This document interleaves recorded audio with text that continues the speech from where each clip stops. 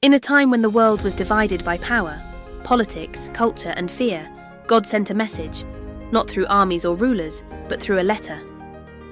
The Apostle Paul wrote to believers in Rome, the center of global power, and through them, God spoke to every generation, including ours. God looked at the world and saw something familiar. People argued over truth. Nations fought for dominance. Some trusted money, some trusted strength. Some trusted themselves. Yet beneath it all, hearts were restless. And God said, "All have sinned and fall short of the glory of God." Not some, not only the worst, all. In Paul's words, the world knew about God, but chose comfort over obedience, power over humility, and pride over truth. So the world fractured, injustice grew, anger spread, compassion faded, people blamed one another. And the world asked, just as it does today, who is right? Who is wrong? Who deserves saving? Then God revealed his answer, not judgment first, but grace. The righteous shall live by faith. God did not wait for the world to fix itself. While humanity was still broken, still arguing, still hurting, God demonstrated his love for us in this. While we were still sinners, Christ died for us. In a world obsessed with earning worth, God gave a gift no one could earn. People today say, "I feel stuck. I can't change. This is just how I am."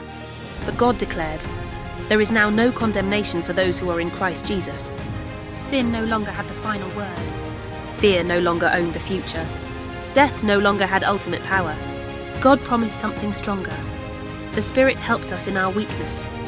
And to a world afraid of tomorrow, God said, "Nothing, neither death nor life, neither the present nor the future, will be able to separate us from the love of God." Paul did not pretend the world would instantly improve. People would still disagree, cultures would still clash, governments would still fail. But God reminded humanity, "Not everyone who hears belongs to me, but everyone who calls on the name of the Lord will be saved." Salvation was not about nationality, background, or status. It was about faith. Then God turned the question back on the people, in a divided world, in an angry world, in a wounded world.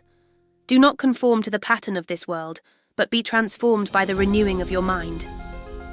God called his people to live differently, love without pretending, forgive instead of revenge, serve instead of dominate, overcome evil with good.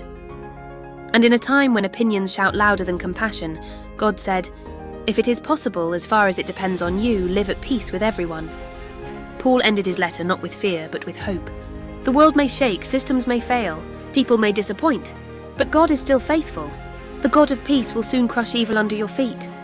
And the story closes with a reminder for every generation. God's plan was never just to save individuals, but to restore the world, heart by heart. Romans speaks directly to today's world.